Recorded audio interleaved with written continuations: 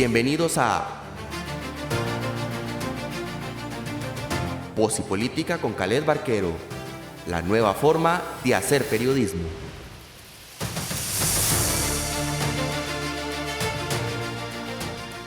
Hola, saludos a todos los que nos ven y nos escuchan por las diferentes plataformas. Bienvenidos a Voz y Política, un programa de opinión y de análisis de la política costarricense.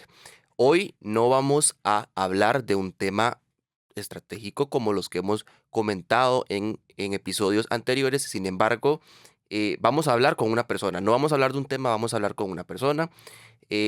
Hoy, acá en Voz y Política, nos acompaña don Juan Carlos Hidalgo. Él es el candidato presidencial del Partido Unidad Social Cristiana para estas próximas elecciones de febrero del 2026. Don Juan Carlos, muchas gracias por aceptar la invitación acá a Voz y Política. Muchas gracias por la invitación, Khaled, y aquí estamos a la orden. Perfecto. Yo quería empezar, don Juan Carlos, preguntándole en qué momento surgió ese interés en usted de presentar su nombre como una opción para los costarricenses. ¿En qué momento Juan Carlos dice, yo quiero ser presidente? Es una decisión que no se toma de la noche a la mañana, es una decisión que se va madurando y contra la cual hay que sopesar muchas cosas, factores en temas de emociones, emocional, temas personales, etcétera. Sin embargo, el año pasado, tras el paso de las elecciones municipales, en donde el Partido Unidad Social Cristiana tuvo un excelente resultado y el mejor resultado en 20 años, fue evidente de que mi liderazgo dentro del partido estaba bastante consolidado y que yo me sentía en una posición de poder liderar un proyecto político para llevar adelante una transformación importante del país en materia de generación de empleo, de oportunidades y crecimiento económico. Y entonces sí fue como al final del año pasado que tomé la decisión, obviamente que consultando muy de cerca con mi esposa, tomamos la decisión y aquí estoy, y muy confiado no me gusta, muy optimista de lo que se viene en términos de la conversación que vamos a tener con los costarricenses es alrededor de esta propuesta que queremos plantearle en los próximos meses. ¿Cómo fue ese momento en su familia? Yo me imagino la escena, tal vez en la mesa, en una cena, en una de las comidas diarias y donde usted le comenta tal vez por primera vez a su esposa. Creo que tiene hijas también, ¿verdad? No, tengo 3 gatas que son como las Ah, ok, hijas, pero ok. Que a su esposa, digamos, le comenta esta intención. ¿Cuál fue la reacción? ¿Cómo lo tomó ella? no, es que esto no fue una decisión que la anunciara de yo de manera sorpresiva. Esto es una conversación que ya se venía dando por meses. Cuando yo asumo la presidencia del partido en septiembre del 2022, tuvimos que tomar una decisión como pareja que fue separarnos, puesto que ella es estadounidense, Ujú. ella es graduada en enfermería, no puede trabajar en Costa Rica porque el sistema no se lo permite, no le reconoce el título, a pesar de estar graduada en una de las mejores universidades de Estados Unidos en el tema de enfermería, y ella tenía que trabajar. Entonces tomamos la decisión de que ella regresaba a Estados Unidos, yo me quedaba acá, yo iba a estar viajando constantemente a la capital de Estados Unidos a acompañarla por unas semanas. Pero obviamente cuando tomo esta decisión, este sacrificio personal muy alto que es no estar con tu esposa, eh, ya se veía venir cuál iba a ser probablemente el desenlace de este proyecto que estábamos arrancando con la presidencia del partido. Pero todo dependía de que las cosas se fueran dando también. Durante la presidencia del partido me fui poniendo objetivos bastante importantes, no eran objetivos poca cosa, la reforma a los estatutos que se hizo, la campaña municipal, como yo mencionaba, etcétera, y todo se fue cumpliendo a cabalidad y como le dije anteriormente, fui consolidando un liderazgo importante dentro del Partido Unidad que me permitió entonces, sí, llegado el momento, hace unos meses, a finales del 2024, tomar esa decisión tan importante, pero como le digo, ya mi esposa se la veía venir. Don Juan Carlos, bueno, en un principio el partido iba a realizar una convención, ¿verdad? escuchaba dos nombres, el suyo y el de don Leslio Borges. Sin embargo, bueno, por situaciones que ya todos conocemos, ¿verdad? Queda usted solo en la candidatura. Y hay muchas personas dentro de la tendencia que en un momento lideró don Leslie que han mencionado, que han indicado que no están de acuerdo con su candidatura, ¿verdad? Y que tal vez usted no los representa en su totalidad a como ellos querían. ¿Ha tenido usted algún acercamiento con algunas de esas personas o tiene intenciones de hacerlo para buscar su apoyo también? Totalmente, ya a la mayoría de ellos he tenido acercamientos con ellos. En algunos casos se han incorporado de lleno a la campaña. Por ejemplo, ahí está el diputado Alejandro Pacheco de Cartago, Ujú, uno de ellos, y gente alrededor de él.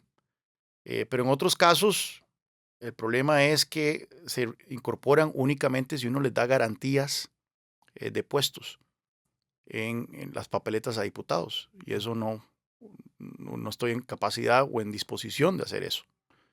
Estos puestos se tienen que ganar en los procesos abiertos del partido, tienen que competir como cualquier otra mortal y no es de recibo que esperen que yo tire líneas para dar cupos fijos a gente que incluso en un inicio no estaba conmigo. ujú. Entonces, se ha querido crear ese relato de que yo no he sabido unir a estos grupos, pero sí ha habido un esfuerzo de mi parte por sentarme con todos ellos, escucharlos, ver qué es lo que quieren y dependiendo de qué es lo que quieren, pues trabajar para esa unión y si lo que están pidiendo es algo que no es razonable, pues bueno, entonces pueden seguir resentidos. ¿Y con don Leslie no ha tenido conversaciones? No, ¿Y pretende tenerlas en algún momento? no, ¿No está dispuesto? no. Ok. Entremos un poco más ya en cuanto a materia, propuestas y todo lo demás. El año pasado, el informe de Estado de la Nación nos arrojó varios problemas estructurales que tiene el país, Ujú, muchísimos problemas, pero yo quiero resaltar tres. Inseguridad ciudadana. sí, El Estado de la Nación menciona que el crimen organizado está irrumpiendo como una grave amenaza al desarrollo humano y a la democracia costarricense. ujú, Segundo, una falta de inversión social. Menciona que el crecimiento y la estabilidad macroeconómica del país se está logrando a costas de los crecientes agrietamientos a la inversión social. Y también menciona el tema de la polarización social debido a desacuerdos políticos. Un sistema político que está enfrascado en un conflicto entre poderes institucionales y que obstruye la atención en los desafíos del desarrollo humano. Eso es lo que comenta el programa de Estado de la Nación. ¿Qué propone Juan Carlos Hidalgo para solucionar estos tres temas? Inseguridad, falta de inversión social y el tema de la polarización. Partamos del primero, inseguridad. Efectivamente, el país vive sus días más aciagos en materia de seguridad. Esto no es la crisis de los chapulines que atormentaban los bajos de Monumental allá en los años 90. Estamos hablando de un enemigo que es el crimen organizado transnacional. Y obviamente para entender cómo podemos resolver este problema, tenemos que analizar el problema de una manera holística, que es todas sus vertientes internacionales. ¿Por qué de repente Costa Rica se convirtió en un punto neurálgico para el crimen organizado transnacional? Pues bueno, Colombia está produciendo la mayor cantidad de cocaína en su historia. Estos productos, los acuerdos de paz, aquellos de Juan Manuel Santos en los años 2010. Eh, y esa cocaína ha encontrado una manera fácil de entrar a Costa Rica por la zona sur, por la bahía de Araque, por Golfito. Luego sube hacia el norte, alguna continúa su tránsito hacia Estados Unidos, pero de repente nos convertimos en el principal punto de exportación de cocaína a Europa. Y ahí eso, obviamente, en América Latina, ¿verdad? Y obviamente entonces esto ha hecho que Costa Rica tenga una importancia bastante alta dentro de la ecuación de los carteles internacionales. Eh, Necesitamos atender esto. Primero que todo, que la droga deje de entrar a Costa Rica o reducir al máximo que le deje entrar. Llama muchísimo la atención que este gobierno haya desmantelado el servicio guardacostas y precisamente lo desmanteló donde estaba entrando la droga. Eso es una decisión inexplicable, que yo no he oído una sola razón de recibo por parte de las autoridades. También no olvidemos que este gobierno quitó a la policía de control de droga de los aeropuertos y las fronteras. También otra decisión inexplicable. Pero bueno, hay que volver a restituir el servicio de guardacostas y aquí es donde la cooperación con Estados Unidos es fundamental, porque Estados Unidos es el que puede brindar mayor equipamiento, mayor cooperación al servicio de guardacostas. Pero también tenemos que eliminar ese punto, que es un punto muy específico. La droga sale por Moín, sale por APM, terminals. Bueno, ¿qué podemos hacer para controlar esos muelles? El Estado costarricense ha demostrado ser incapaz de poder controlarlos. ¿Por qué? Porque los escáneres que tanto se hablaron, que duraron tantos años en ser puestos ahí, no han resultado ser lo suficientemente efectivos, porque al final de cuentas detrás de un escáner hay una persona. Y el poder de corrupción que tienen los carteles y estas organizaciones es demasiado alto. Y el Estado costarricense difícilmente puede luchar contra eso. ¿Qué es lo que estamos proponiendo nosotros? Un acuerdo de cooperación policial con la Unión Europea, de tal forma que sea un cuerpo policial de la Unión Europea en los puertos del Caribe que ayude a monitorear las exportaciones de Costa Rica al viejo continente. Yo he tenido estas conversaciones ya con partidos hermanos de la Unidad Social Cristiana, la CDU, que acaba de ganar las elecciones en Alemania, Partido Popular de España, que pronto estará en el gobierno allá también. Y todos estos actores están tremendamente interesados en esta idea porque dice, preferimos detener la droga antes de que salga de Costa Rica a luego jugar gato y ratón en nuestros puertos. Entonces, eso es una cosa que nosotros vamos a importar, ese acuerdo de cooperación policial con la Unión Europea, mayor cooperación con Estados Unidos para restablecer y fortalecer el servicio de guardacostas en Costa Rica. Vamos a aumentar significativamente la fuerza pública a 20,000 efectivos.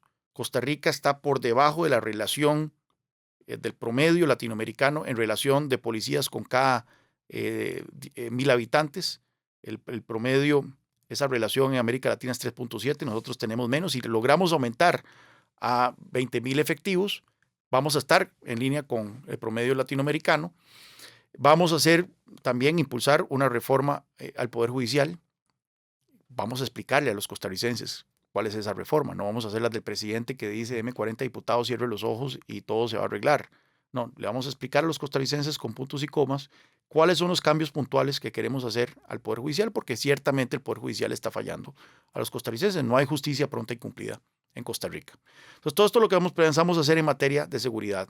También está el tema, esto es del punto de vista de la represión, que es muy necesaria. Hay que construir también más cárceles, eso no queda la menor duda, no una megacárcel, eso es una idea populista, pero sí necesitamos más cárceles. En fin, vamos a fortalecer el aspecto represivo de esta lucha contra el crimen organizado, pero también tenemos que fortalecer el aspecto preventivo. Y es ahí en donde, si nosotros vemos, dónde es que el crimen organizado ha sacado más ha echado más raíces, es precisamente en aquellas comunidades donde no hay oportunidades de desarrollo, donde no hay empleo, donde no hay educación. Vemos un lugar muy particular que es el Pacífico Central. Ahí hay una enorme cantidad de jóvenes que no están ni trabajando ni estudiando, los famosos ninis.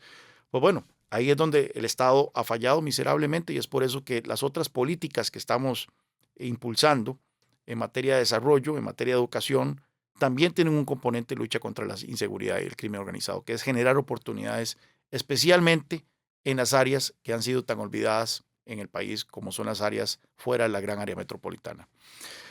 El segundo punto era el tema, ¿cuál era el tema del segundo? La falta de la inversión social. La falta de la inversión social. El crecimiento económico a costas de los agrietamientos en la inversión social. Sí, tenemos que tener claro una cosa. El mejor programa social es un empleo. Si usted ve la evidencia internacional y también la evidencia nacional, cuando más ha caído la pobreza en Costa Rica es cuando ha habido alto crecimiento económico. Entonces, usted no puede hacer chocolate sin cacao. Si usted quiere programas sociales robustos, que es decir, con buen financiamiento, usted necesita una buena economía. Si usted tiene una economía hecha leña, los ingresos fiscales del Estado caen y es donde entonces tenemos un aparato estatal y programas sociales con una mano adelante y otra atrás. Entonces necesitamos crecimiento económico y yo soy un firme creyente de que la mejor política social es un empleo. Entonces no es si una o la otra. ¿verdad? No es una discusión, mira, solo podemos tener programas sociales robustos si el crecimiento económico se supedita a el gasto social. No, usted puede tener buen crecimiento económico y buen gasto social. Es más, veamos evidencia. Del 2004 al 2007, la pobreza en Costa Rica cayó al 16%. Final del 2017, Costa Rica cerró con el índice de pobreza más bajo en su historia. Y eso se logró después de 4 años en donde el crecimiento económico del país promedió 5,6%. Eso hizo que hubiese una altísima generación de empleo, lo cual es la mejor receta para combatir la pobreza y la desigualdad. Hubo un crecimiento abrupto de los ingresos fiscales del gobierno sin que mediaran aumentos de impuestos. La carga tributaria de Costa Rica aumentó más de 2 puntos porcentuales del PIB, nuevamente, sin que aumentaran impuestos. ¿Por qué? Porque una economía buena genera ingresos fiscales. Y bueno, y terminamos con una relación deuda-PIB de 30 y resto por ciento, creo que fue como 36%, la más baja en muchísimos años. Terminamos con el primer superávit fiscal en 40 años. Vea todos los efectos virtuosos que tuvo tener una economía bullante. Por eso hay que apostar a tener una economía que genere empleo de calidad, una economía que genere oportunidades y especialmente fuera de la gama. En este momento, ese es el gran problema que tiene Costa Rica. Tenemos dos motores, uno que son las zonas francas, de que van a velocidad crucero, crecimiento del 12% anual, según el índice mensual de actividad económica del Banco Central de Costa Rica. Pero por otro lado, el régimen definitivo, que es el 85% restante de la economía, que no es zona franca, creciendo un 2%. Entonces, ahí eso tenemos un gran problema. Le tiro otra estadística. Según CINDE, del 2018 al 2022, 9 de cada 10 empleos formales creados en Costa Rica fueron generados en las zonas francas. Es decir, que las zonas francas son casi que la única parte de la economía que está generando empleo. Uh-huh. Y esto no es sostenible, ¿verdad? Entonces, por eso es que las propuestas que nosotros estamos haciendo, como hacer de todo Costa Rica una zona franca, tienen la finalidad de generar oportunidades de empleo donde más se necesitan en este momento, que es precisamente fuera de la GAM y generarla para la gente. Y hay otra propuesta que estamos planteando, que es reducir las cargas sociales para mejorar la empleabilidad de la mano de obra poco calificada, que debido a los altos costos de contratación que existen actualmente, quedan rezagados a la informalidad y el desempleo. Esas son políticas que mucha gente podrá criticar de economicistas, pero cuya finalidad tiene sacar a la gente de la pobreza. Vamos también a impulsar la universalización de la red de cuidado. Vea usted que en Costa Rica, esto ha mejorado un poquito en el último año, pero Costa Rica tiene una tasa de participación laboral femenina muy baja, casi que propia de un país musulmán. Qué tragedia. Uh-huh. Y muchas mujeres no pueden incorporarse a la fuerza laboral porque tienen que cuidar a un familiar, particularmente niños, en sus hogares. Bueno, ahí tenemos, sí, una inversión social importante que hay que hacer, que este gobierno, por cierto, está por recortar. Está por hacer un recorte importante al programa de red de cuidado.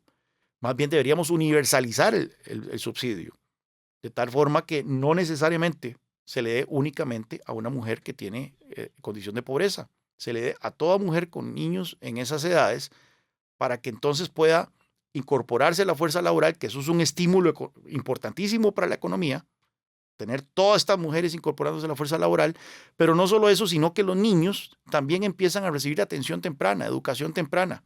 Y está demostrado internacionalmente que los niños que reciben educación temprana terminan siendo mejores estudiantes, mejores trabajadores, mejores ciudadanos.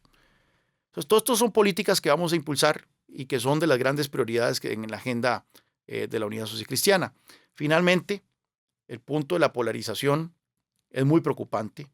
Por eso nosotros hablamos de la fuerza de la unidad.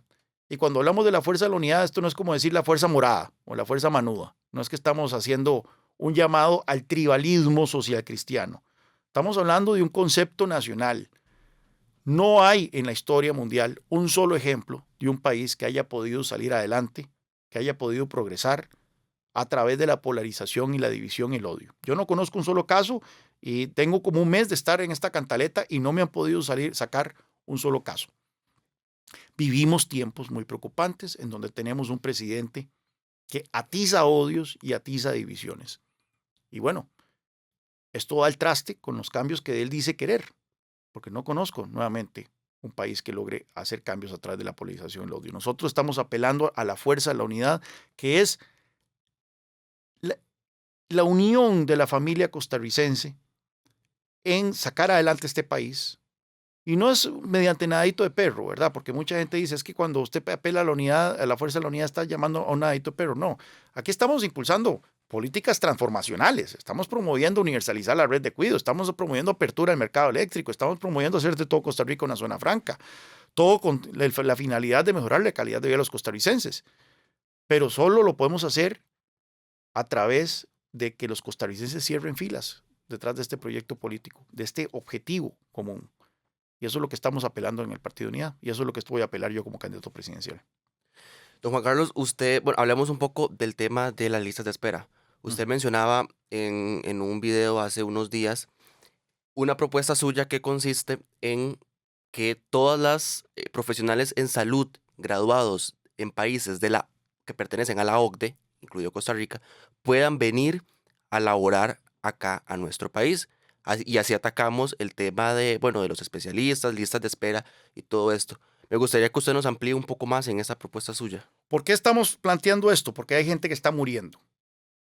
O sea, no puede haber nada más grave que la gente que está perdiendo la vida o sufriendo todo tipo de dolores y vejaciones y traumas por las listas de espera en Costa Rica. Entonces no podemos perder de vista la razón por la cual estamos planteando esto.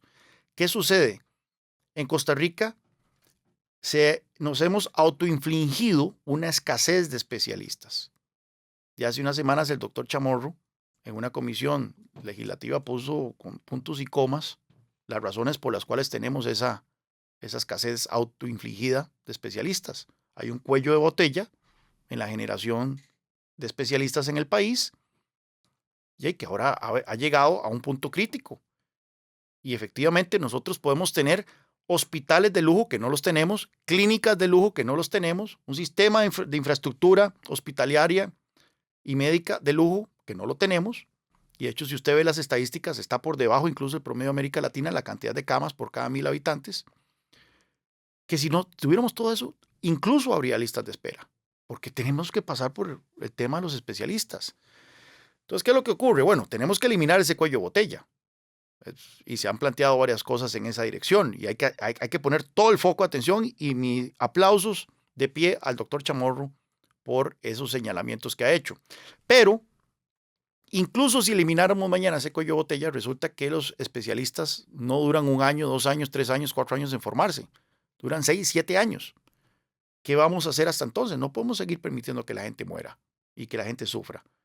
Por eso que yo digo, mira, hay médicos, hay especialistas en salud allá afuera, profesionales en salud, en países de la OCDE. Y recordemos que la OCDE es un club de países ricos. Ahí está Dinamarca, ahí está España, ahí está Alemania, ahí está Suecia, está Canadá, Japón, etc. Bueno, y uno parte de que los sistemas educativos y de formación de profesionales médicos de esos países son iguales o mejores a los de Costa Rica. O sea, eso creo que es una discusión que nadie quiere tener.